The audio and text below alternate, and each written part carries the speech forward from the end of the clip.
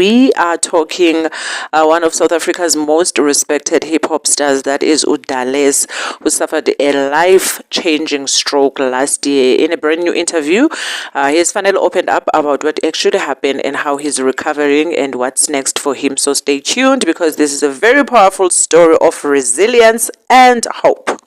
Those who don't know, on the 26th of July 2024, which was actually his 39th birthday, it said that uDaless suffered a severe stroke at his home in Bryanston, Johannesburg, and yamshiya partially paralyzed on the right side of his body and also affected his speech.